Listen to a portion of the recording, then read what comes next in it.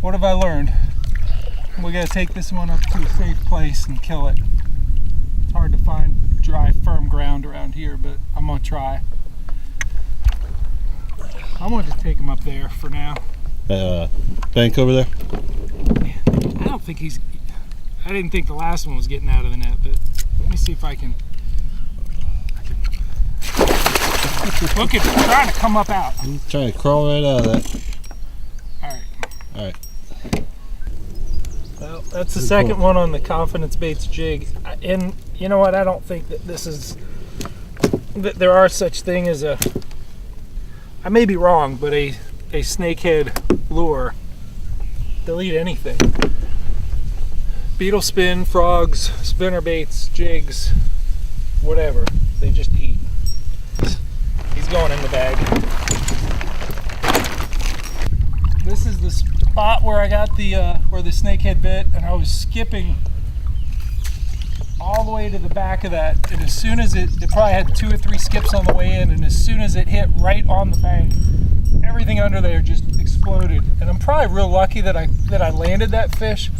We got this big log right here sticking out, and fortunately he came up on this side instead of wrapping around it that way. But if there's a preferred habitat of a snakehead, I mean, overall, by and large, it's shallow.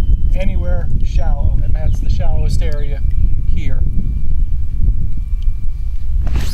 Ah! Oh!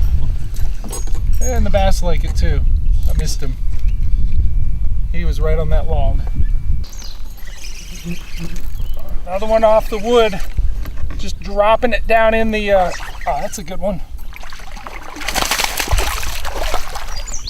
Dropping it down in between the logs. Hey. Another jig fish. Yeah, we're getting close to low tide, and the current's really ripping through here. You got a bunch of these logs that at a little bit higher tide you couldn't see anything. You know, you might feel it if you drag the jig over it, but we can actually see it. The water's getting a little bit clearer, and as soon as it dropped down in between the 2 logs, he jammed it. The further we get into, you know, into June, it seems like these are skinnier post-spawn fish. You can see his tail here is a little bit chewed up from the spawn. So he's just trying to recoup, and it seems like these more subtle presentations like the jig, dropping the jig down in between the branches is working. The chatterbait, spinnerbait, those haven't been working. I've gotten 2 blow-ups on the frog. I think as things wear on, the frog's gonna take on more and more of a role. Traditionally for this technique, I would have used a black with red fleck tube with a rattle and an internal egg sinker rigged on a 5/0 extra wide gap hook.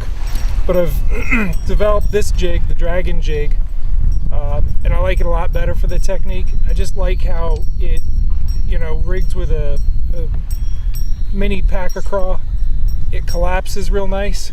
The real fine wire hook, that's a 5/0 that just sticks right in them, the round rubber, and it just comes through the with the head design, it comes through the wood very nicely. So it's really almost an automatic. They get it in their mouth, and as long as you have taut line, it's in them. It's gonna grab them, and you've got them.